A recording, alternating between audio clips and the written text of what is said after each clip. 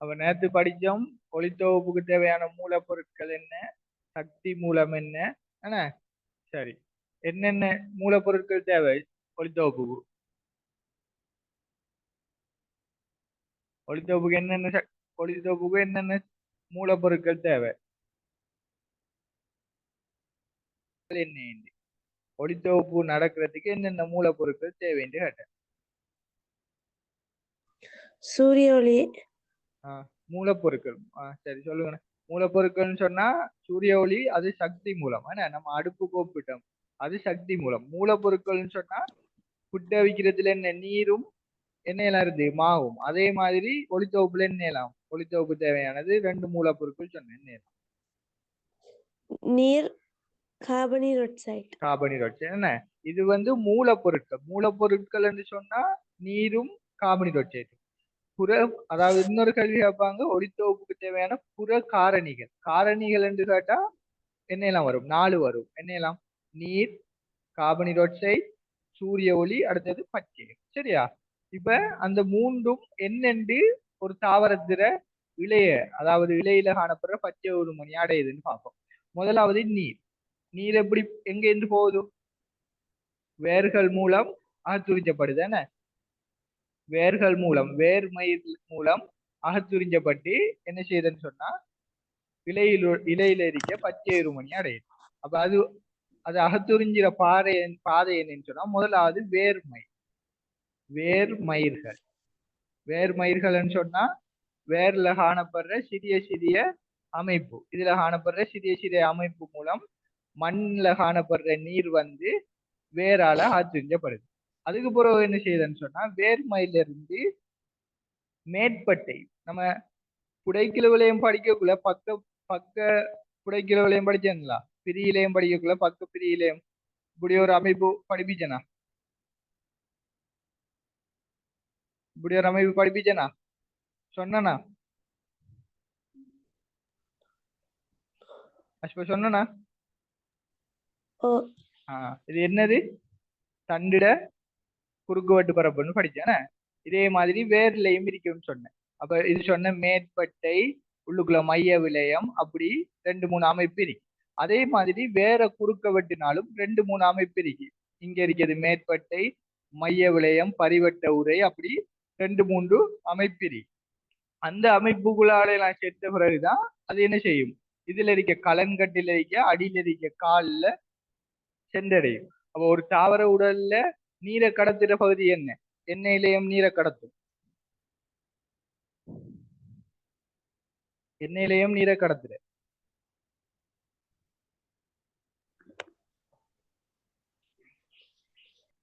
நீரை தாவர உடல்ல கடத்துற இலையம் என்ன? ஜைனப், எண்ணெயிலையும் குறைக்கிலையிலையும் அமிஷ்கா குறைக்கிலையிலையும் நீரை கடத்துற கால் உரியம் என்று 2 படிச்சோமலா? கால் நீரை கடத்துற, உரியம் உணவை கடத்துற என்று படிச்சோம். அப்ப என்ன செய்யணும்? வேர்மயிலாக துரிஞ்சிடப்படுற நீர் வந்து வேர்ல காணப்படுற கால் அடையும். காலுக்கு போனாதான் அது என்ன செய்யும்? நீர் இங்க இருக்க கால்ல இருந்து இங்க தண்டுற காலுக்கு போய் அதை கூடாக இலையில காணப்படுற பச்சை எரிமணி அடையும். சரியா? முதலாவது என்ன செய்யுது? நீர் வந்து வேர்மயிர்களால் துரிஞ்சப்பட்டு அதுக்கு பிறகு இதுல காணப்படுற முதலாவது படையாக காணப்பட மேற்பட்டை அடையும். மேற்பட்டைக்கு அடுத்து இருக்கிறது 2வது படை அகத்தோல். சரியா? அகத்தோல். 3வது அது கீழே இருக்கிறது பரிவட்ட உரை. 3வது படை. முதலாவது மேற்றோல், அதுக்கு கீழே முதலாவது மேற்பட்டை, 2வது அகத்தோல், 3வது படை இருக்கிறது பரிவட்ட உரை. சரியா?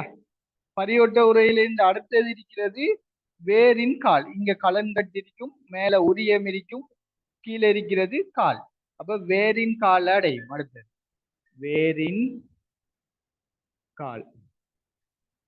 வேரின் கால்ல இருந்து என்ன செய்யும்? அப்படியே போய் தண்டின் கால அடையும். இதுல தண்டுற கால், தண்டின் கால்.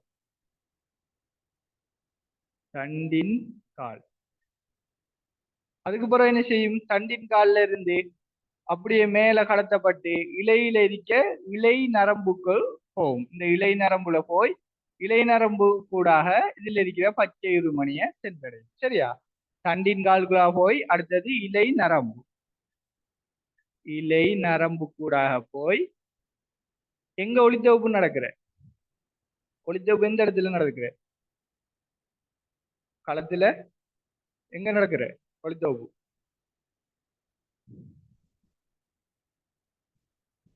கஷ்பா எங்க நடக்குற ஒளித்தொகுப்பு? நேற்று சொன்னேன்.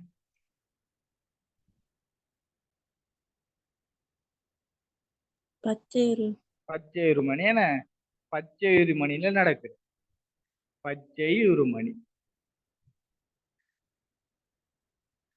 பச்சை இருமணியில நடக்கணும்னு சொன்னா நம்ம புட்ட வைக்கணும்னு சொன்னா அதன் மூலப்பொருட்களை எங்க அது நடக்கிற சாணத்துக்கு கொண்டு போகணும். புட்டுக்குழலுக்குள்ள நீரும் மாவும் போடணும். அதே மாதிரி நம்மளுக்கு ஒளித்தொகுப்பு தேவையான மூலப்பொருட்களான நீரையும் கார்பனீரொட்சும் எங்க? பச்சை இருமணி. அது நடக்கிற இடமான பச்சை இருமணிக்கு போகணும். இது வந்து நீர் கடத்தப்படுற பாதை. சரியா? ஸ்ட்ரக்சருக்கு இந்த கேள்வி கேட்பாங்க. சரியா? நீர் எப்படி கடத்தப்படுதுன்னு சொன்னா வேர்மயிர்கள் மூலம் அகத்துறிஞ்சப்படுறது, மேற்பட்டை, அகத்தோல், பரிவட்ட உரை, அதுக்கு பிறகு என்ன செய்யும்? மூன்றாவதாக வேர்ல இருக்கிற காலுக்கு போகும். காலு போனோனையும் இந்த காலில் இருந்து வேற காலில் இருந்து தன்ற காலுக்கு போகும். தண்டின் காலினூடாக மேல் நோக்கி சென்று இந்த இலையில நடுநரம்பு கூடாக சென்று அங்க காணப்படுற பச்சையத்தை அடையும். சரியா? அப்ப நீர் பச்சையத்தை அடைஞ்சிட்டு. சரி, அடுத்தது இரண்டாவது மூலப்பொருள் என்ன? CO2 என்ன? CO2 எங்க இருக்கு? வளிமண்டலத்தில இருந்து இலையில என்ன செய்யும்? இலையில காணப்படுற இலைவாய். இலைவாய் என்ற அமைப்பு ஊடாக இலைவாய் இலையில காணப்படுற இலைவாய் என்ற அமைப்பு கூடாக என்ன செய்யும்? பச்சை இருமணி அடையும். சரியா? பரவல் மூலம். இது வந்து பிரசாரண மூலம். பிரசாரணம்னு சொன்னா ஒரு இடம் இருக்கும், இடையில ஒரு மென்சவு மாதிரி ஒன்று இருக்கும், இங்கால போகணும். அப்ப இங்க இருந்து பதார்த்தம் வந்து ஒரு மென்சவை கடந்து மற்ற பக்கம் போறதை நாங்க சொல்லுவோம் பிரசாரணம். CO2 என்ன செய்யும்? வளிமண்டலத்தில் காணப்பட்டு இலைவாயு கூடாக இலைவாய் இப்படி காணப்படும். ஒரு இலைய குறுக்கால வெட்டு நம்ம சொன்னா இதுல இந்த ரெண்டுக்கு இடையில காணப்படுறதுதான் இலைவாய். இதைத்தான் சொல்லுவோம் இலைவாய். இது ரெண்டையும் சொல்லுவோம் காவட்கலங்கள். காவட்கலங்களுக்கு இடைப்பட்ட இடைவெளி தான் இலைவாய். இந்த இலைவாயூடாக என்ன செய்யும்? வளிமண்டலத்துல காணப்படுற CO2 இலைக்குள்ளாக போய் அது பச்சை உரிமணி அடையும். சரியா? அப்ப ரெண்டாவது என்ன? முதலாவது நீர் எப்படி பச்சை உருமணி அடைஞ்சது, ரெண்டாவது CO2 எப்படி பச்சை உருமணி அடைஞ்சது. மூன்றாவது என்ன? மூன்றாவது தேவையானது என்ன? நம்மளுக்கு ஒளித்தொகுப்பு நடக்க நீர், CO2, அடுத்தது இன்னொரு புறக்காரணி சொன்னேன்.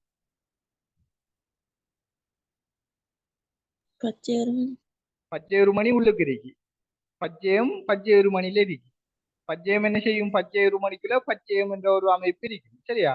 அந்த பச்சையத்துக்கு இன்னொரு பேர் சொன்ன என்ன? குளோரோபில் என்ன? சூரிய ஒளி. மூன்றாவது வந்து சூரிய ஒளி. சூரிய ஒளி என்ன செய்யணும்? சூரிய ஒளி இலையில மேற்பட்டை கூடாக என்ன செய்யும்னு சொன்னா பச்சை உருமணியில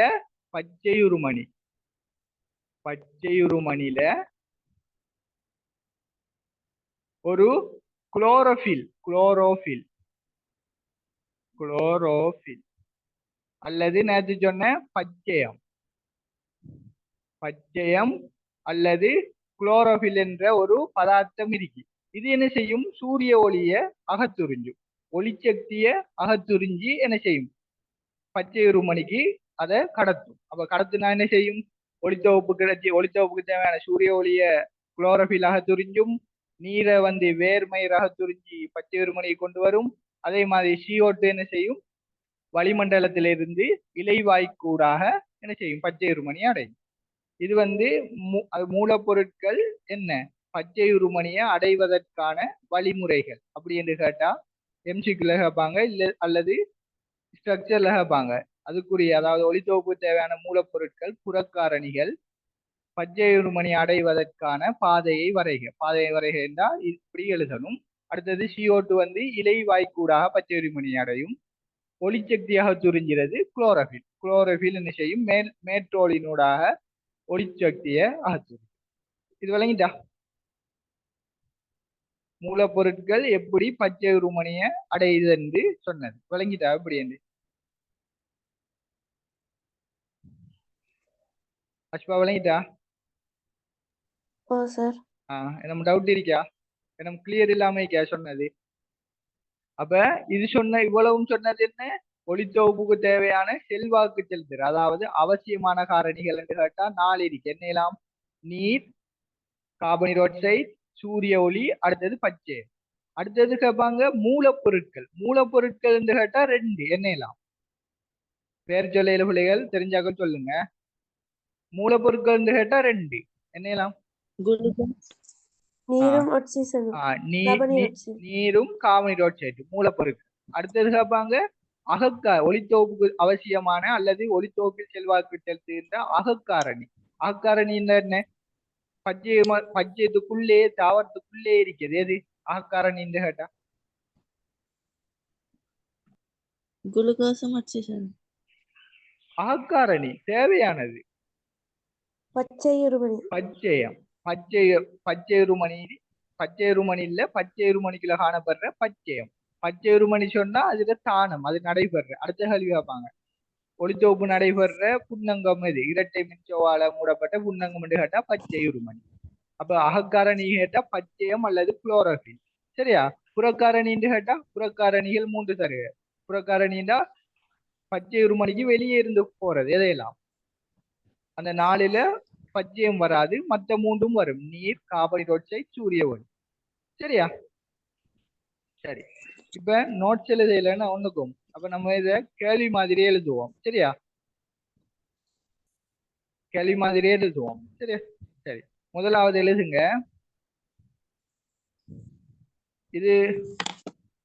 இதுக்கு இட தேவையில்லை, நான் பிறகு சொல்றேன். சரி, முதல்ல எழுதுங்க. ஒளித்தொகுப்பு என்றால் என்ன? கேள்வி மாதிரியே எழுதிட்டு வருவோம். நோட்ஸ் அதான் நோட்ஸ், இதான் நோட்ஸ். ஒளித்தொகுப்பு என்றால் என்ன? அதுக்கு ஒரு 3 வரி விடுங்க.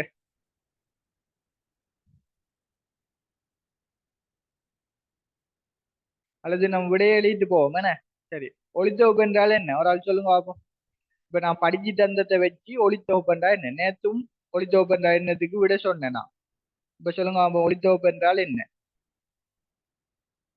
ஒளித்தொகுப்பு என்றால் என்னன்னு சொல்றதுக்கு ஒரு மெதட் இருக்கு. சரியா? சொல்லுவோம். எப்படி சொல்றேன்டா, சூரிய ஒளியை பயன்படுத்தி சக்தி மூலம் ஒரு செயற்பாடு நடக்கிறதுக்கு வந்து ஒரு சக்தி மூலம் தேவை நம்மளுக்கு. அப்ப சூரிய ஒளியை பயன்படுத்தி, சரியா? அதுக்கு பிறகு சொல்லணும் மூலப்பொருட்கள். சூரிய ஒளியை பயன்படுத்தி மூலப்பொருட்கள் என்ன? நீர் மற்றும் கார்பன் ஆக்சைடை கொண்டு என்பவற்றை மூலப்பொருளாக கொண்டு பச்சை தாவரங்கள் என்னையாம் பச்சை களங்களில் உள்ள பச்சைய உருமணியில் நடைபெறும் குளுக்கோஸ் தொகுப்பு அல்லது உணவு தொகுப்பு ஒளித்தொகுப்பு எனப்படும். சரி, இப்ப சொல்லுங்க ஆபம், என்ன பாயிண்ட்ஸ் எல்லாம் சொல்லணும்? சூரிய ஒளியை பயன்படுத்தி, அது ஒரு பாயிண்ட். அடுத்து வந்து கார்பன் ஆக்சைடு, நீர் என்பவற்றை மூலப்பொருட்களாக கொண்டு 2வது பாயிண்ட். பச்சை தாவர களங்களில் 3வது பாயிண்ட். பச்சை உருமணியில் நடைபெறும் 4வது பாயிண்ட். அடுத்தது உணவு தொகுக்கும் செயல்முறை ஒளித்தொகுப்பு எனப்படும். சரியா? சரி, அப்ப எழுதுங்க. சூரிய ஒளியை பயன்படுத்தி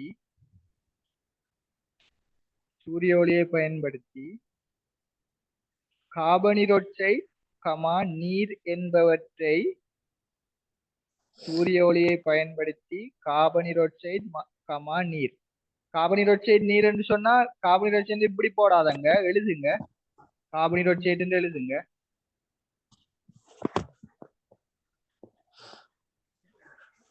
என்ன என்று ஒளித்தொகுப்புண்டா என்ன என்று கேட்டா கார்பன் ஆக்சைடு, நீர் அப்படி எழுதுங்க. இது குறியீடு போட வேணாம். கார்பன் ஆக்சைடு, நீர் என்பவற்றை மூலப்பொருட்களாக கொண்டு. அப்ப முதலாவது சொல்லிக்கும் சக்தி மூலம் என்ன? நம்ம நேத்து படிச்சோம். தட்போஷணிய சக்தி மூலத்தை வச்சு ரெண்டா பிரிச்சுக்கோம். இரசாயன தட்போஷணி, ஒளி தட்போஷணி. ஒளி தட்போஷணிக்குள்ளதான் என்ன வரும்? ஒளித்தொகுப்பு. அப்ப முதலாவது சக்தி மூலத்தை சொல்லிக்கும். சூரிய ஒளியை பயன்படுத்தி. அடுத்து இரண்டாவது மூலப்பொருட்களை சொல்லிக்கும். மூலப்பொருட்கள் என்ன? கார்பன் டை ஆக்சைடு, நீர் என்பவற்றை மூலப்பொருட்களாக கொண்டு எங்க நடைபெற போகுது? பச்சை தாவர களங்களில். பச்சை தாவர களங்களில்.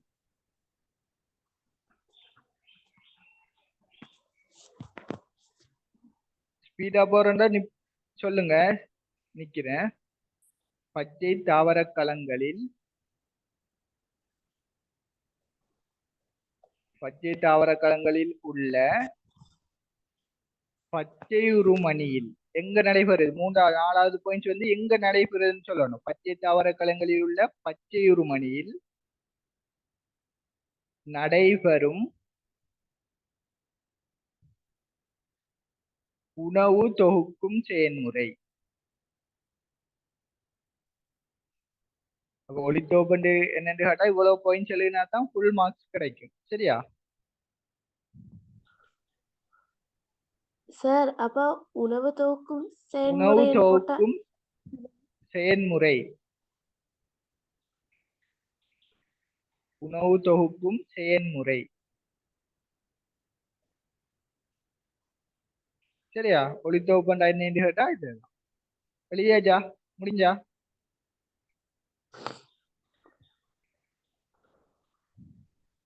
சரி, 2வது கேள்வி எழுதுங்க.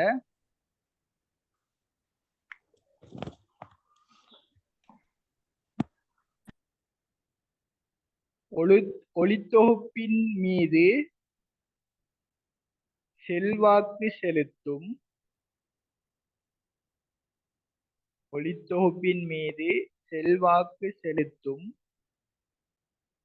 காரணிகள் யாவை?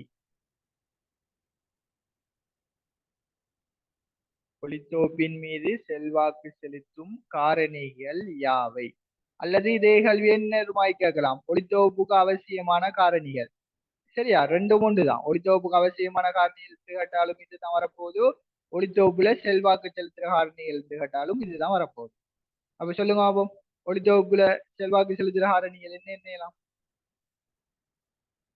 அல்லது ஒளித்தொகுப்புக்கு அவசியமான காரணிகள் என்னலாம்? பேர் சொல்லையில தெரிஞ்சாக்க சொல்லுங்க. நீர், நீர், சூரிய ஒளி, வேற கார்பன் டை ஆக்சைடு, அடுத்தது பச்சை இருமணி. பச்சையம். என்ன? ஒன்று நீர், கார்பன் டை ஆக்சைடு, சூரிய ஒளி, பச்சையம். பச்சையம் அல்லது குளோரோபில், 2 ஒன்றுதான். பச்சையம். பச்சையம் 4.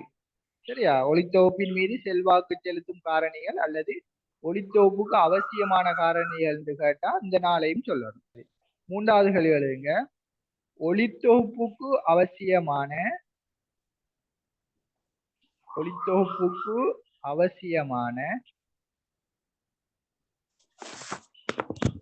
புறக்காரணிகள் யாவை? ஒளித்தொகுப்புக்கு அவசியமான புறக்காரணிகள் யாவை? சொல்லுங்க. ஒளித்தொகுப்புக்கு அவசியமான புறக்காரணிகள் யாவை? அல்லது ஒளித்தொகுப்பில் செல்வாக்கு செலுத்தும் புறக்காரணிகள் யாவை? எதெல்லாம்?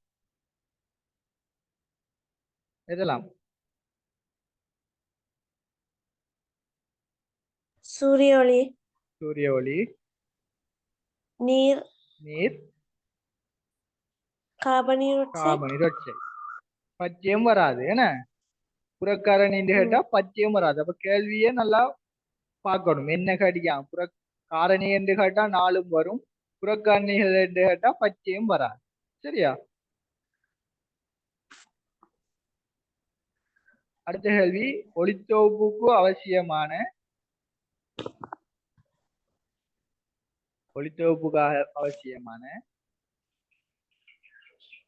அகக்காரணிகள் யாது?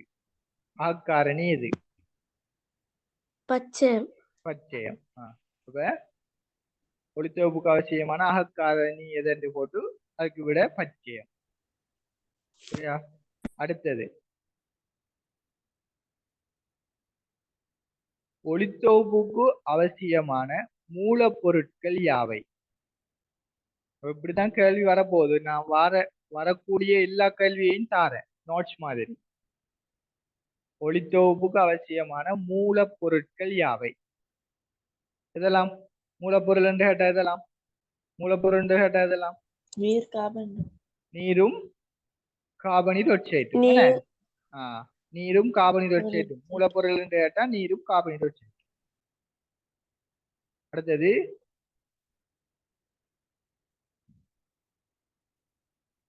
ஒளித்தொகுப்புக்கு அவசியமான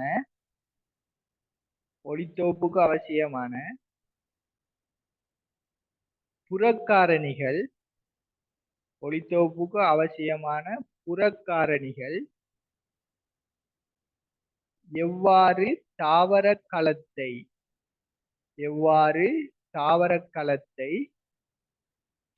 ஒளித்தொகுப்புக்கு அவசியமான புறக்காரணிகள் எவ்வாறு தாவர களத்தை வந்தடைகின்றன என கூறுக. இது ஸ்ட்ரக்சர் கேள்வி அல்லது எஸ்ஏ கேள்வி. ஒளித்தொகுப்புக்கு அவசியமான புறக்காரணிகள் எவ்வாறு தாவர களத்தை வந்தடைகின்றன என கூறுக. அப்ப நம்மளுக்கு புறக்காரணி என்றா முதலாவது என்ன விளங்கிக்கணும். அதுக்கு பிறகு அது எப்படி தாவர களத்தை வந்தடையுது என்று சொல்லணும். சரி, முதலாவது என்ன புறக்காரணி? CO2. CO2 எப்படி வருவதோ வளிமண்டலத்தில் இருந்து இலைவாயினூடாக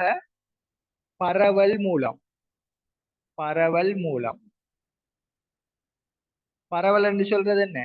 ஒரு எங்க கூட இருக்கோ தண்ணி பரவுற மாதிரி, தண்ணி கூட இருக்க இடத்துல இருந்து குறைய இடத்துக்கு போகும். அதே மாதிரி வளிமண்டலத்துல CO2 அதிகமா இருக்கி இலைவாய் வந்து திறந்த உடனேயும் கூட இருக்க இடத்துல இருந்து குறைந்த இடத்துக்கு தேவையான இடத்துக்கு போகும். அதுதான் நாங்க சொல்றோம் பரவல். சரியா? அப்ப முதலாவது CO2 வந்து போட்டு எப்படி வருது? வளிமண்டலத்திலிருந்து இலைவாயினூடாக பரவல் மூலம். அடுத்தது நீர் எப்படி வருது?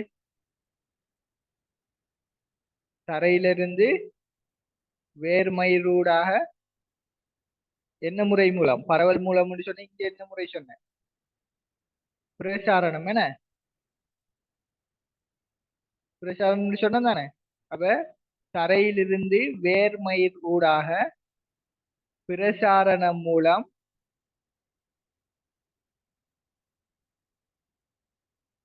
கால் இலையத்தினோடு இலையை அடையும். விளங்கலமா? சொல்லுங்க.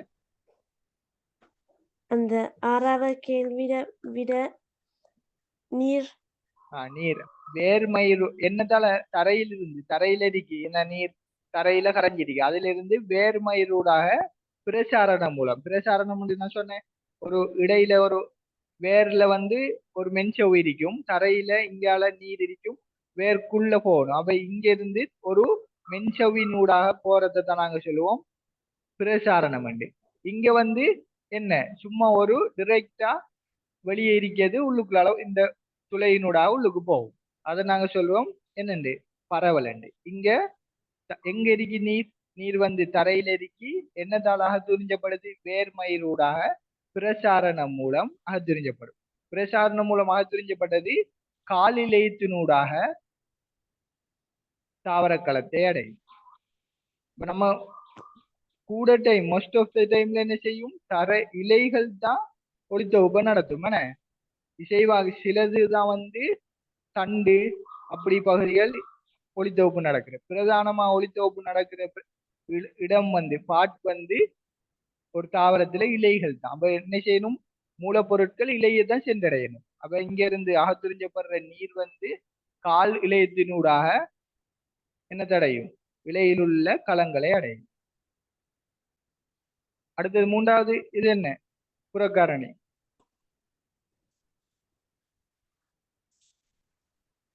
மூன்றாவது புறக்காரணி என்ன?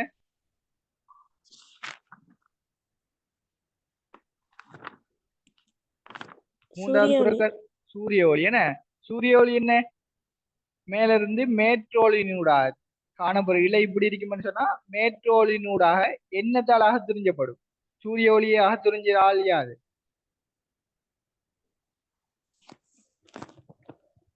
யாரு? குளோரோஃபில் என்ன? குளோரோஃபில் தான் என்னது அகத்துறிஞ்சிரு சூரிய ஒளியை. அதாவது இப்ப சூரிய ஒளி என்று போட்டு அது எப்படி வருவதுண்டா மேட்ரோலினூடாக இலையிற மேட்ரோலினூடாக குளோரோஃபில் மூலம் அகத்துறிஞ்சப்படும்.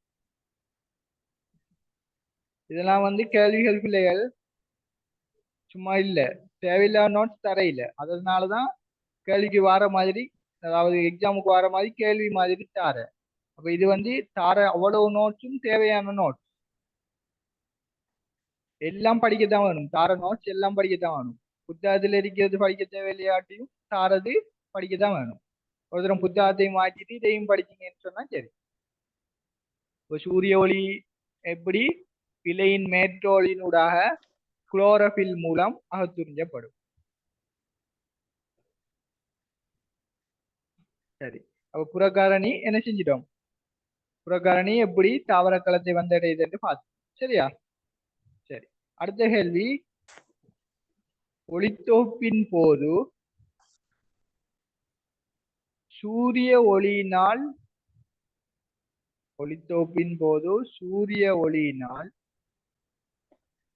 நிறைவேற்றப்படும் பணியாது? ஒளித்தோப்பின் போது சூரிய ஒளியினால் சூரிய ஒளியினால் நிறைவேற்றப்படும் பணியாது?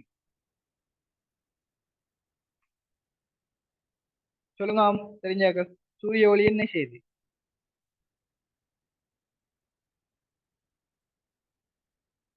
சூரிய ஒளி என்ன செய்யுது? ஒளித்தோப்பு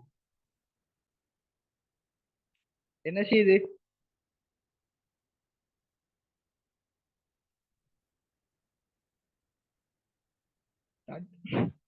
தட்போஷணின்னு சொல்லி என்னத்தை வச்சு ரெண்டா பிரிச்சுக்கோம். இதுல என்ன எழுதணும்? தட்போஷணி என்று போட்டு இதுல என்ன இயல்பை வச்சு ரெண்டா பிரிச்சுக்கோம். ஒளி தட்போஷணி, இரசாயன தட்போஷணி.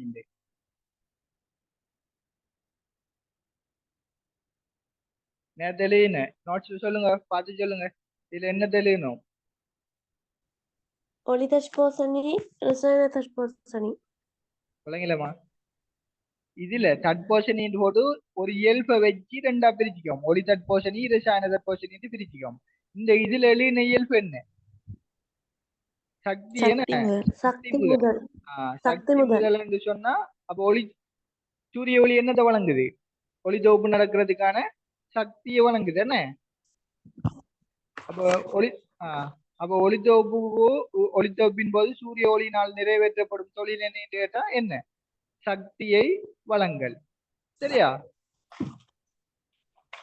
வெப்பத்தை வழங்கல் என்று பிழை, சக்தியை வழங்கல் என்று போட்டாதான் சரி.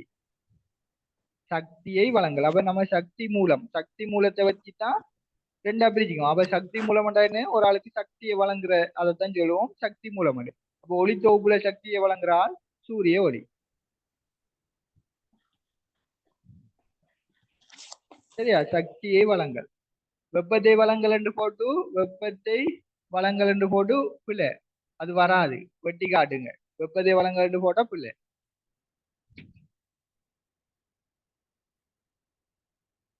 அடுத்து சூரிய ஒளிய அகத்துறிஞ்ச ஆள் யாருன்னு தெரியும் தானே? யாரு? சூரிய ஒளியாக துறிஞ்சிற ஆள் யாரு? பச்சையம். பச்சையம் அல்லது குளோரோஃபில் தான் சூரிய ஒளியாக துறிஞ்சிறாள். அப்ப பச்சையத்தால் ஆற்றப்படும் தொழில் யாதென்று கேட்டா என்ன? சூரிய ஒளியை அகத்துறிஞ்ச அல்லது சூரிய ஒளியை அகத்துறிஞ்சுவது எதென்று கேட்டா பச்சையம் அல்லது குளோரோஃபில். மீட்டிங் முடிஞ்ச அடுத்த இதுல ஜெயிந்தாங்க. சரி, அடுத்த இதுல ஜெயிந்தாங்க. சரி, இப்ப என்ன பார்த்துட்டோம்? ஒளித்தொகுப்பு நடக்கிறதுக்கான சக்தி முதல் எதென்று பார்த்துட்டோம், காரணிகள் எதென்று பார்த்துட்டோம், அது வந்து மூலப்பொருட்கள் என்று பார்த்துட்டோம். சரி, இப்ப அது அடுத்து பார்க்க போறோம். ஒளித்தொகுப்பு நடைபெற்று உருவாகிறது என்ன பார்க்க போறோம். ரெண்டு உருவாகுன்னு சொன்னேன் நேற்று படிச்சதுல. ரெண்டு விளைபொருட்கள் உருவாகுன்னு சொன்னேன். என்ன விளைபொருட்கள்? பிரதானமா நம்மளுக்கு உண்டாகிற ஒளித்தொகுப்புல உண்டாகிற பிரதான விளைபொருள் என்ன? ஒரு ஆள் சொல்லுங்கண்ணே. தெரிஞ்சவங்களால சொல்லு. நான் பேர் சொல்லணும் வேண்டிய அவசியம் இல்லை, சொல்லுங்க. ஒளித்தொகுப்பு பிரதானமா என்னத்துக்கு நடக்குது?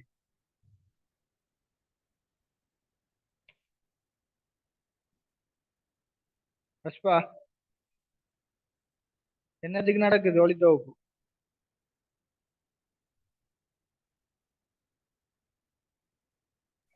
உணவு சேமிக்க. என்னது?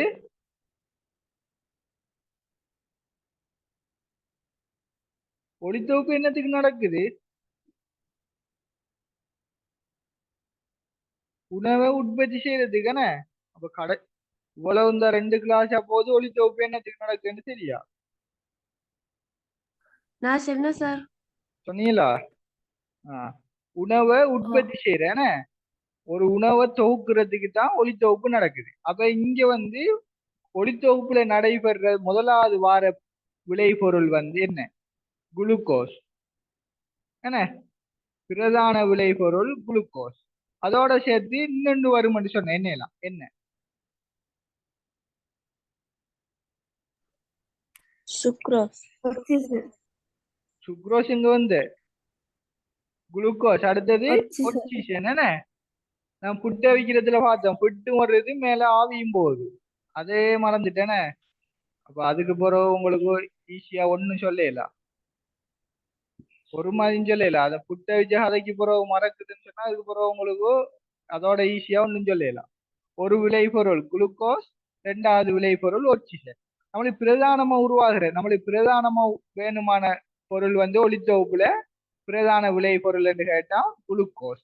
அடுத்தது வந்து பக்க விளைபொருள் என்று கேட்டா என்ன? ஆக்சிஜன். சரியா? இந்த குளுக்கோஸ் என்ன செய்யும்? நீரை பெறும். இங்க இருந்து இலை இலை என்ன செய்யும்? இலையில இருக்க பச்சை இருமணி நீரை பெறும், கார்பன் பெறும், பச்சை இருமணி இருக்கும், சூரிய ஒளியை எல்லாத்தையும் வச்சு குளுக்கோஸும் ஆக்சிஜனும் தொகுக்கப்படும்.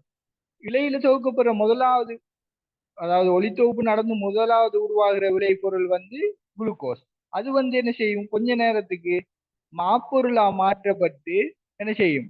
தாவரத்துல இலையில கொஞ்ச நேரம் சேமிக்கப்படும். சேமிக்கப்பட்ட மாப்பொருள் ஒரு பகுதி என்ன செய்யும்? சுக்ரோஸா மாறி முதலாவது குளுக்கோஸ் உருவாகும். குளுக்கோஸ் குளுக்கோஸ் உருவாகும் முதலாவது. சரியா? அது என்ன செய்யும்? கொஞ்ச நேரத்துக்கு மாப்பொருளா மாறும். மாப்பொருள் மாப்பொருளா மாறி என்ன செய்யும்? இதுல கொஞ்ச நேரம் இருக்கும் இலையில. அதுக்கு பிறகு கொஞ்ச நேரத்தால அந்த மாப்பொருள் என்ன செய்யும்? சுக்ரோஸா மாறி சுக்ரோஸா மாறி என்ன செய்யும்? உணவு கடத்துறது என்ன? இலையம். உணவு கடத்துறது என்ன? இலையம். உணவு கடத்துற இலையம் எது? தாவரத்துல உணவு கடத்துற இலையம் எதுமா?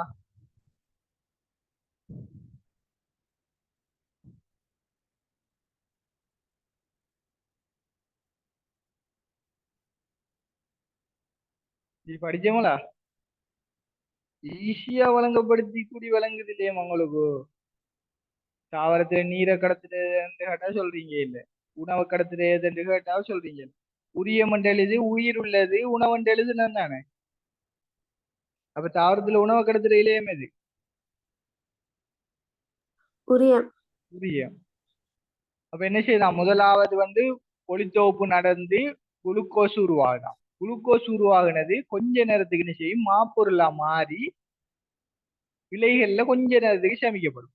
அதுக்கப்புறம் என்ன செய்யும்? அது சுக்ரோஸா மாறி உரியத்தினூடாக மற்ற இடங்களுக்கு, வேர்களுக்கு, தண்டுக்கு, மற்ற இடங்களுக்கு, உச்சிக்கு, எல்லா இடத்தையும் உரியத்தினூடாக என்ன செய்யும்? கடத்தப்படும். கடத்தப்பட்டு அங்க வந்து கிழங்குகள் அல்லது பழங்கள்ல மாப்பொருளாக சேமிக்கப்படும். மாப்பொருள்.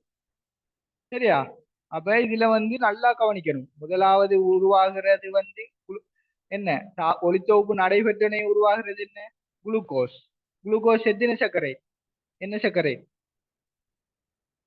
ஒரு சர்க்கரை. ஒரு சர்க்கரை. ஒரு சர்க்கரை.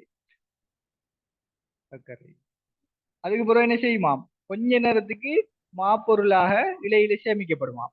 திரும்பி என்ன செய்யும்? கொஞ்ச நேரம் முடிஞ்ச நேரம் மாப்பொருள் என்ன சுக்ரோஸா மாறுமாம். சுக்ரோஸ் என்ன சர்க்கரை? இருசக்கரைட். இரு சர்க்கரை. மாப்பு சுக்ரோஸா மாறி உரியத்தினூடாக கடத்தப்படும். அப்ப சுக்ரோஸ் உணவு, அதாவது கேள்வி கேட்பாங்க, இலையில ஒளித்தொகுப்பு மூலம் உருவாக்கப்பட்ட குளுக்கோஸ் என்ன வடிவுல உரியத்தினூடாக கடத்தப்படுதுன்னு கேட்டா என்ன வடிவம்? என்ன வடிவம்?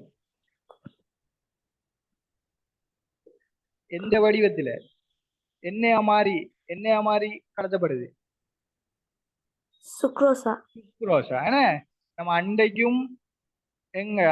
உரிய இலையத்துக்குள்ள படிக்கக்குள்ளேயும் ஒரு கேள்வி எழுதிக்கும். உணவு எந்த வடிவுல உரியத்தினோட கடத்தப்படுது என்ன? அப்ப சுக்ரோஸா மாறி என்ன செய்யும்? உரியத்தினோட கடத்தப்படும். திரும்பி என்ன செய்யும்? அது சேமிக்கப்படுற இடங்கள்ல எண்ணெயா மாறும். எண்ணெயா மாறி சுக்ரோஸ் என்னதான் மாறி சேமிக்கப்படும்? மாப்பொருள் எத்தனை சர்க்கரை? பல் சர்க்கரை. என்ன? பல் சர்க்கரை. அப்ப முதலாவது உருவாக்கியாரு ஒரு சர்க்கரை குளுக்கோஸ். அதுக்கு பிறகு கடத்தப்படக்குள்ள அவர் இரு சர்க்கரைட்டா மாறாரு சுக்ரோஸ். திரும்பி அது சேமிக்கப்படுற இடங்கள்ல திரும்ப என்ன செய்யறாரு? மாப்பொருளா மாறி என்ன செய்யறாரு? சேமிக்கப்படுறாரு. சரியா? இது விளங்கணும். அப்ப கேள்வி கேட்பாங்க, உரியத்தினூடாக உணவு, தொக்கப்பட்ட உணவு எந்த வடிவத்தை கடத்தப்படுது? முதலாவது உருவாகிற விளைபொருள் எத்தனை சர்க்கரை? அது குளுக்கோஸா இருக்கும். சரியா? அது சிறிது நேரத்துக்கு என்ன சேதன சேர்வையா மாற்றப்பட்டு இலைகள்ல சேமிக்கப்படும் என்று கேட்டா மாப்பொருள். இலைகள்ல சேமிக்கப்பட்டது கொஞ்ச நேரத்தால உடனே சுக்ரோஸா மாறி உரியத்தினூடாக தேவையான இடங்களுக்கு கடத்தப்படும். தேவையான இடங்களுக்கு சொன்னா ஒரு இடத்துல கிழங்குலன்னு சொன்னா திரும்பி இங்க இலையில உருவாக்கப்படுறது உரியத்தினூடாக கடத்தப்பட்டு கிழங்குக்கு எண்ணெயா மாறும். திரும்பி சுக்ரோஸா வாரது மாப்பொருளா மாறி கிழங்குகள்ல சேமிக்கப்படும். இது விளங்கிட்டா? இது சொன்ன விளங்கிட்டா? எப்படி நடக்குதுன்னு சொன்ன விளங்கிட்டா? டவுட் என்ன இருக்கா? திரும்பி என்னமும் சொல்லணுமா? ஜெய்னப், திரும்பி என்னமும் சொல்லணுமா? சரி, இப்ப விளங்கிட்டு தானே? அப்ப மூலப்பொருட்கள் என்னென்று பார்த்துட்டோம். அதுக்கப்புறம் விளைவு என்னென்று பார்த்துட்டோம். அது என்னென்ன மாற்றப்பட்டு கடத்தப்படுது, என்னதான் சேமிக்கப்படுது என்று பார்த்தோம். சரியா? சரி, அப்ப அடுத்த கேள்வி எழுதுங்க. அதுக்கு கீழே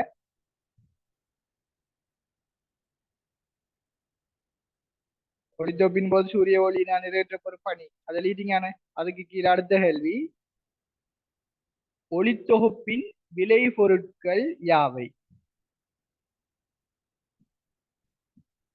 மூலப்பொருட்கள் சேர்ந்து ஒரு செயற்பாடு நடைபெற்று விளை பொருட்கள் உருவாகும். ஒளித்தொகுப்பின் விளை பொருட்கள் யாவை? என்னெல்லாம் ஒளித்தொகுப்புல விளை பொருட்கள்? குளுக்கோஸ், சுக்ரோஸ் இல்ல, உருவாகிறது ரெண்டு தான். என்னெல்லாம்? குளுக்கோஸும் ஒட்சிஜனும் தான் உருவாகுது. புட்டை வைக்கிறதுல புட்டும் ஆவியும் தான். அந்த ரெண்டு தான் ஒளித்தொகுப்புல உருவாகிற விளை பொருட்கள். மற்றதெல்லாம் மாறி மாறித்தான் என்ன செய்யுது? அது சேமிக்கப்படுறது ஒரு வடிவத்துல, கடத்தப்படுறது ஒரு வடிவம். பிரதானமா உருவாகிறது நம்மளுக்கு குளுக்கோஸும் ஒட்சிஜனும். அப்ப விளை பொருட்கள் என்று கேட்டா குளுக்கோஸ், ஒட்சிஜன், சுக்ரோஸ் அதெல்லாம் வராது. சரியா? சரி. மூலப்பொருட்கள் என்று கேட்டா CO2 நீரும், விளை பொருட்கள் என்று கேட்டா குளுக்கோஸும் ஒட்சிஜன். அடுத்த கேள்வி, ஒளித்தொகுப்பின் முதல் விளை பொருள். முதலாக கேட்டாங்க விளை பொருட்கள் என்றா யாவை என்று கேட்டாங்க. ஒளித்தொகுப்புல உருவாரு. ரெண்டாவது கேட்கிறாங்க, ஒளித்தொகுப்பின் முதல் விளை பொருள் எது? குளுக்கோஸ். என்ன? முதல் விளை பொருள் குளுக்கோஸ். அடுத்த கேள்வி, பக்க விளை பொருள் எது?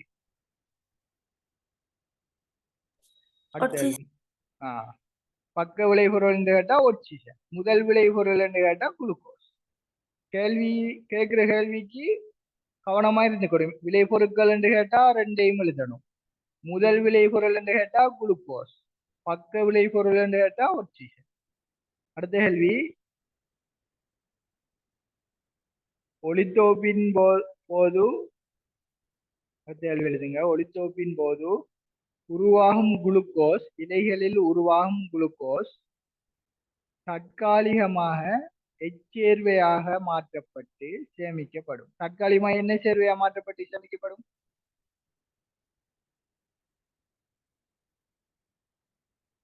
கொஞ்ச நேரத்துக்கு என்ன சேர்வையா குளுக்கோஸா உருவாகிறது? என்ன சேர்வையா மாற்றப்பட்டு கொஞ்ச நேரம் சேமிக்கப்படும் இலைகள்.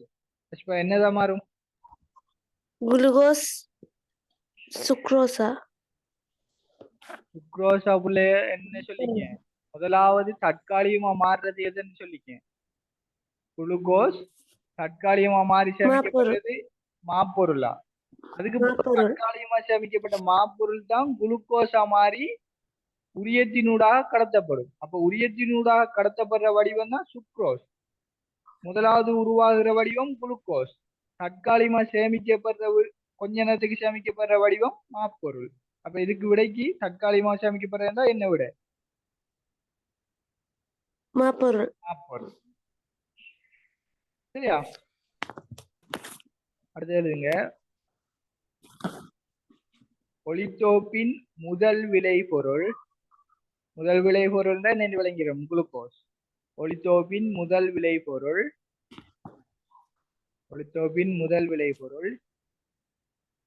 எவ்விலையத்தினூடாக சரியா? எந்த இலையம்? எவ்விலையத்தினூடாக ஒளித்தோப்பின் போது ஒளித்தோப்பின் முதல் விளைபொருள் எவ்விலையத்தினூடாக எச்சேதன சேர்வை வடிவில்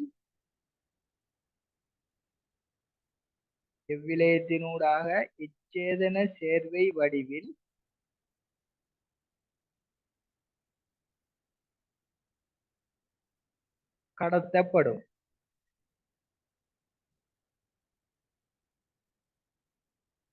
எச்சேதன சேர்வை வடிவில் எவ்விலையத்தினூடாக கடத்தப்படும். சொல்லுங்க எவ்விலையம்.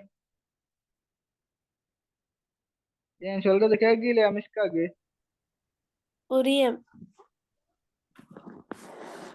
உரியம் என்ன வடிவில? உரியத்தினூடாக கடத்தப்படும் என்ன வடிவில? எச்சேதன சேர்வை வடிவம். கடத்தப்படுற வடிவம் என்ன? கடத்தப்படுற வடிவம் என்ன பிள்ளைகள்? நகரம் பிள்ளைகள் சொல்ற கடத்தப்படும். அப்ப எவ்விலையத்தினூடாக உரியத்தினூடாக எச்சேதன சேர்வை வடிவு சுக்ரோஸ் என்று போட்டு பிரேக்கெட்டுக்குள்ள இரு சர்க்கரை என்று போட்டுவீங்க. முதல் விளை பொருள் என்று இங்க முன்னுக்கு ஒரு கேள்வி, அதுல குளுக்கோஸ் என்று போட்டு பக்கத்துல பிரேக்கெட்டுக்குள்ள ஒரு சர்க்கரை என்று போட்டுவீங்க. இங்க சுக்ரோஸ் இரு சர்க்கரை. அடுத்தது இறுதியாக ஒளித்தோப்பின் முதல் விளைபொருள் எச்சேதன சேர்வை வடிவில் சேமிக்கப்படும். இறுதியாது எச்சேதன சேர்வை வடிவில் சேமிக்கப்படும். எச்சேதன சேர்வை உரியத்தினூடாக சுக்ரோஸாக கடத்தப்படுறது, இறுதியாக எச்சேதன சேர்வை வடிவில கடத்தப்படும். சேமிக்கப்படும். மாப்பொருள். அப்ப மாப்பொருள் இறுதியா அது மாப்பொருள் போட்டு அது பல் சர்க்கரை. அப்ப குளுக்கோஸ் முதல் விளை பொருள் உருவாகுது. அது தற்காலிகமாக மாப்பொருளா மாற்றப்பட்டு இலையில சேமிக்கப்படும். கொஞ்ச நேரம் திரும்பி என்ன செய்யும்? மாப்பொருள் சுக்ரோஸா மாற்றப்பட்டு உரியத்தினூடாக கடத்தப்படும். உரியத்தினூடாக கடத்தப்பட்ட சுக்ரோஸ் இறுதியாக மாப்பொருளாக மாற்றப்பட்டு என்ன செய்யும்? சேமிக்கப்படும். அது சேமிக்கப்படுற இடத்துக்கு தேவையான எழுதி கொள்ளுங்க. கிழங்கு, இலை, வேர், இந்த 3 இடங்கள் இப்படியான இடங்கள்ல சேமிக்கப்படும். இப்ப பார்த்த விளை பொருட்கள் சம்பந்தமான கேள்வி விளங்கிட்டா?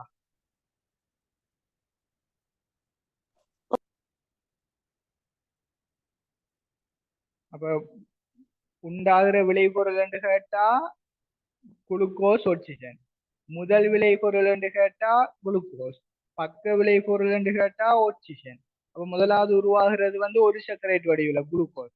அது வந்து தற்காலிகமா கொஞ்ச நேரம் மாப்பொருளா மாற்றப்பட்டு இலைகளை சேமிக்கப்பட்டிருக்கும். திரும்பி அது என்ன செய்யும், கொஞ்ச நேரத்தால சுக்ரோஸா மாற்றப்பட்டு உரியத்தினூடாக தேவையான இடங்களுக்கு கடத்தப்படும். திரும்பி என்ன செய்யும், சுக்ரோசு மாப்பொருளா மாறி சேமிக்கப்படும். சரியா, விளங்கிட்டா? சரி, இப்ப நம்மளுக்கு நடைபெற ஒரு ஒளித்தொகுப்ப ஒரு சமன்பாடு வடிவில, சொற்சமன்பாடு வடிவில என்ன செய்வோம், எழுதி பார்ப்போம் எப்படி எழுதலாம். ஒரு நம்ம இரசாயன சமன்பாடு எழுதியக்குள்ள என்ன செய்யற, வலது பக்கம் என்ன இடது பக்கம் என்ன எழுதுற, இது போடுவோம். இங்கால என்ன எழுதுற, இங்கால என்ன எழுதுற. கெமிஸ்ட்ரியில இரசாயன சமன்பாடு படிச்சீங்க 10ஆம் ஆண்டுல. இங்கால பக்கம் என்ன எழுதுற, இங்கால பக்கம் என்ன எழுதுற. இங்கால எழுதுற எல்லாம் என்ன, தாக்கிகள் என்று படிக்க இல்லையா அஸ்பா, தாக்கிகள் என்று படிக்க இல்லையா? படிச்சேன் சார். அப்ப தாக்கியல் இங்கால இங்கால எழுதுறது, தாக்கியல்ல இருந்து உருவாகிற விளைவுகள் என்ன. ஓ சரி, அப்ப இங்க ஒளித்தொகுப்பு எடுத்தோம்னு சொன்னா தாக்கி எண்ணெயலாம், மூலப்பொருட்கள் எண்ணெயலாம்.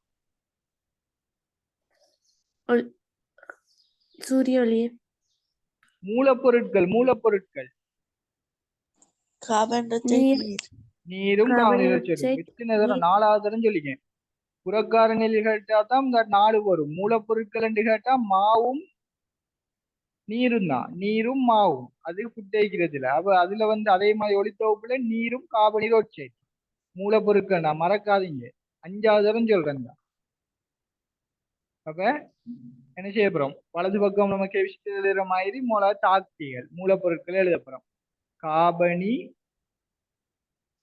ஆக்சைடு, அடுத்தது என்ன, நீர். இவரு இங்க இருக்காரு, அவருக்கு நம்மளுக்கு மேலதிகமா தேவை புறக்காரணி என்ன, ஒட்சைட்டும் இந்த சாரி கார்பனேட் ஒட்சைட்டும் நீரும் மூலப்பொருட்கள்.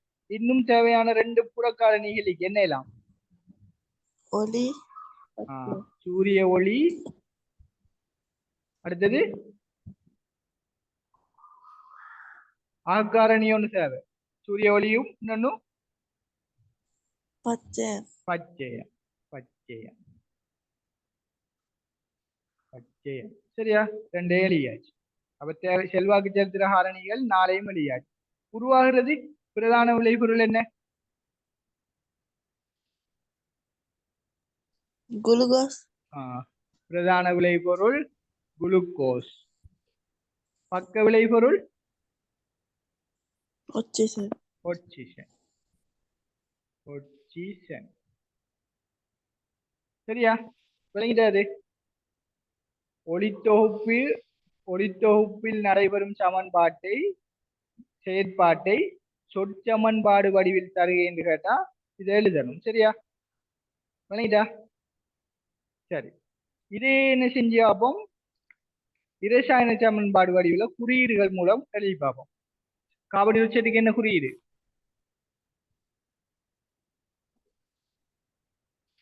கார்பன் ஆக்சைடுக்கு என்ன குறியீடு கெமிஸ்ட்ரியில, CO2.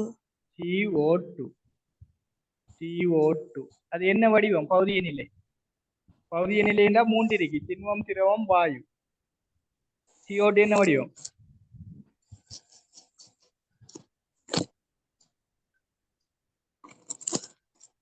திரவம். CO2 திரவமா, சரி, திண்மம். அந்த வாயு சார். சரியான, திண்மமும் திரவம் இல்லாட்டி வாயுதான். எங்க CO2 என்ன வளிமண்டலத்திலிருந்து இலைவாயு கூட போதும்னு சொல்றேன். வளிமண்டலத்திலிருந்து என்ன திண்மம் திரவமா அடிக்கும், வாயு. வாயுக்கு என்ன ஜி போடுவோம், என்ன ஜி, கேஸ். அடுத்தது நீர். நீர் என்ன, நீருக்கு என்னன்னு போடலாம் குறியீடு, கெமிஸ்ட்ரியில நீர் என்ன எழுதுற, கார்பன் டை ஆக்சைடு CO2 மாதிரி நீருக்கு என்ன எழுதலாம்? H2O. H2O. H2O. H2O என்ன என்ன வடிவம்? திண்மம். ஆண்டவா, நீர் வந்து திண்மமாமா? எங்கம்மா படிக்கிறீங்க? திண்மம்டா என்னம்மா? இதாமா திண்மம். இந்தாக்கி இது வேற என்ன? இந்த திரப்பு இதுகள் தான் திண்மம். திண்மம்டா. திரவம்டா என்ன? இப்படி ஓடுமே தண்ணி மாதிரி, அது திரவம். இந்த இதுக்கு வழியில இருக்கிறது அது வாயு. சரியா? இது இந்த 4ஆம் ஆண்டு 3ஆம் ஆண்டு பிள்ளைகளுக்கு சொல்லி கொடுக்குறேன். சரியா? திண்மம், திரவம், வாயு. அப்ப இப்ப சொல்லுங்க பார்ப்போம், நீரெண்டா என்ன வடிவம்? திரவம். வெரி குட், விளங்கிட்ட? பெரிய விஷயம். சரி, மேல சூரிய ஒளி,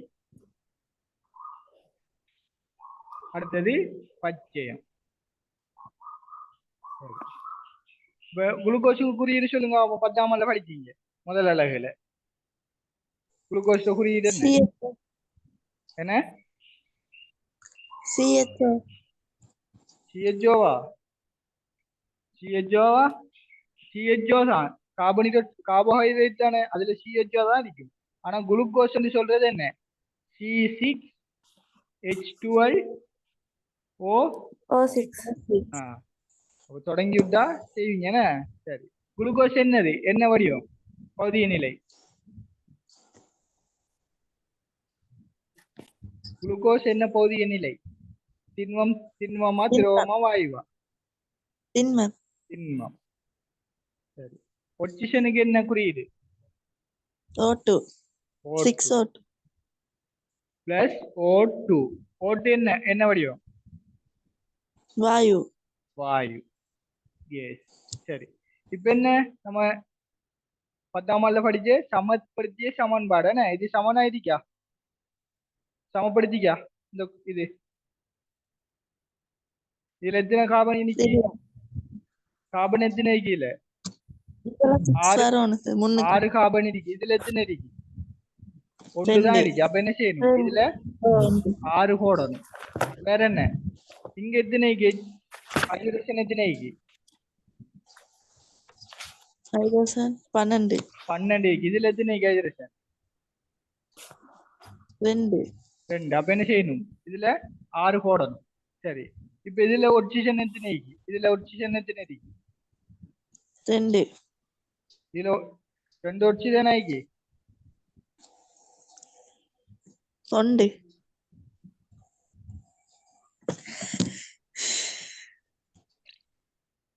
இதுல எத்தனை பிள்ளைகள் இருக்கு? ஒரு CO2ல எத்தனை இருக்கு? இது ஆரம்பரங்க. ஒரு CO2ல எத்தனை ஒட்சிஜன் இருக்கு? 2. அப்ப இப்ப 6 இருக்கு. 6 2 எத்தனை?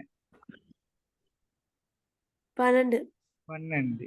இப்ப இதுல எத்தனை ஒட்சிஜன் இருக்கு? ஆரம்பரங்க. H2Oல எத்தனை ஒட்சிஜன் இருக்கு? 1. அப்ப இப்ப 6 போட்டா 6 போட்டா 6. அப்ப மொத்தம் எத்தனை இருக்கு இங்கால பக்கம்? 12ம் 6ம் எத்தனை? 18. இப்ப இங்க எத்தனை இருக்கு? 6. இதுல 2.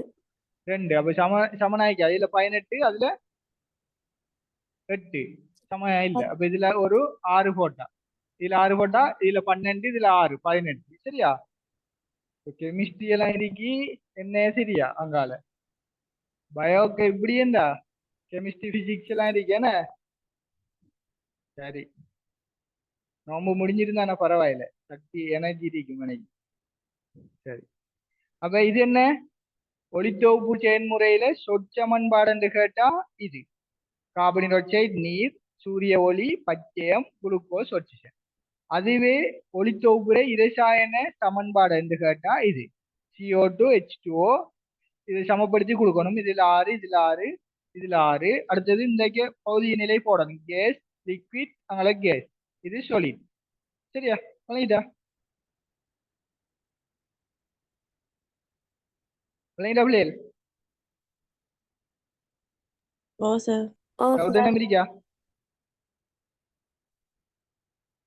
சரி, அப்ப அடுத்த கேள்வி எழுதுங்க. ஒளித்தொகுப்பு செயல்முறையை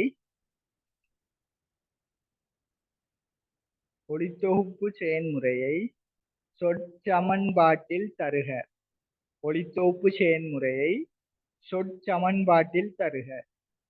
பௌதிக நிலையில வந்து லிக்விட் அதாவது திரவத்தை படிப்பிக்கிறதே நீரை வச்சுதான். நீரை உதாரணம் வச்சுதான் வேற எதிக்கிறதுக்கெல்லாம் வந்து இதுதான் திரவம் சொல்லி படிப்பிக்கிறேன். இங்க நீரே சொல்லிட்டு சொல்றீங்க ஏண்டா இப்ப எப்படி என்னலீங்க ஒளித்தொகுப்பு செயல்முறை சொற்சமன்பாட்டில் தருக. என்ன சொற்சமன்பாடு என்ன இந்தாக்கி மேலேக்கு தெழுதுங்க. இதுதான் சொற்சமன்பாடு. பாகமளி பாருங்க ஒரு தரம் சரியா எழுது வருதாண்டு. மூலப்பொருட்களை இந்த பக்கம் போடணும். அதுக்கு பிறகு செல்வாக்கு செலுத்துற 2 காரணி இங்க இருக்கு. மற்றது உருவாகிற விளை பொருட்கள் இங்க அலறி. இப்போ நம்ம ஒரு கெமிஸ்ட்ரியில எழுதுனோம்னு சொன்னா இடது பக்கம் தாக்கிகள் எழுதுவோம், இங்கால விளைவுகள் எழுதுவோம். இந்த அம்புக்குறியால தாக்கம் இங்கால நடக்குதுன்னு எழுதுவோம். இப்ப இங்க இருந்து இங்க தாக்கம் நடக்குது. தெரியாதா? ஓ சார். சரி, அடுத்த கேள்வி. ஒளித்தொகுப்பு செயல்முறையை இரசாயன சமன்பாட்டில் தருக. இரசாயன சமன்பாடுண்டா இது, சொற்சமன்பாடுண்டா இது, இரசாயன சமன்பாடுண்டா இது. நான் எழுதக்குள்ள என்ன முக்கியமானன்னு சொல்லிக்க. இந்த சமப்படுத்தியது போடணும், இந்த 6 போடணும். அடுத்தது வந்து இந்த பௌதிக நிலை போடணும். சரியா? இதெல்லாம் போட்டாதான் மார்க்ஸ் தருவாங்க. அடுத்த கேள்வி. ஒளித்தொகுப்பு செயல்முறையை இரசாயன சமன்பாட்டு வடிவில் தருக. இரசாயன சமன்பாட்டில் தருக என்று சொன்னா இது. நான் சொல்றேன், ஒளித்தொகுப்பு வந்து எப்படியும் 10-12 மார்க்ஸுக்கு வர. எம்சிக்யூலையும் 2 எம்சிக்கு வரும், ஸ்ட்ரக்சர்ல கட்டாயம் வரும் ஒரு ஸ்ட்ரக்சர். இதுல வந்து இதுக்கு பிறகு 2-3 ப்ராக்டிகல் பார்க்க போறோம். இதுல அதெல்லாம் வந்து கட்டாயம் வரும். ஸ்ட்ரக்சர்ல எஸ்ஏலையும் வரும். நல்லா படிங்க ஒளித்தொகுப்பு. சரியா? சமன்பாடு எழுதிட்டீங்களா? சாரி, இரசாயன சமன்பாடு எழுதிட்டீங்களா? சரி, அடுத்த கேள்வி எழுதுங்க. ஒளித்தொகுப்பின் போது நடைபெறும்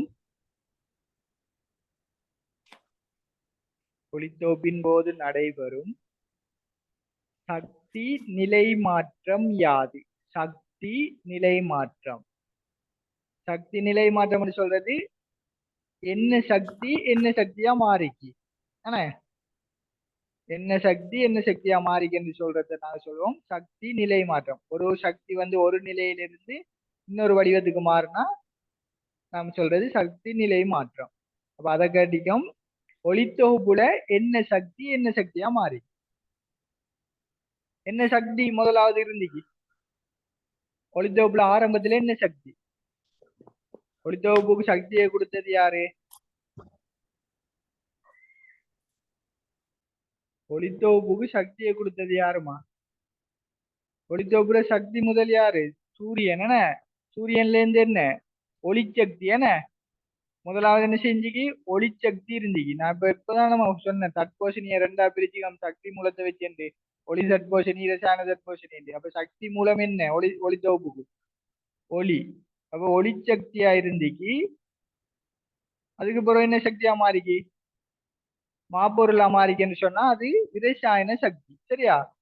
நம்மள இந்த உடம்புல இருந்து போஷணையை தரக்கூடியதை நாங்க சொல்லுவோம் இரசாயன சக்தி என்று. நம்ம சாப்பிடுற சாப்பாடு என்ன செய்யுது? சமன்பாட்டுக்குள்ளாகி இரசாயன சக்திக்கு உட்பட்டுதான் நம்மளுக்கு உணவா நம்மளுக்கு சக்தியா கிடைக்குது. அப்ப ஒளிச்சக்தி என்ன செஞ்சுக்கு? சூரியன்ல இருந்து வர ஒளிச்சக்தி இரசாயன சக்தியா மாறி. இரசாயன சக்தி.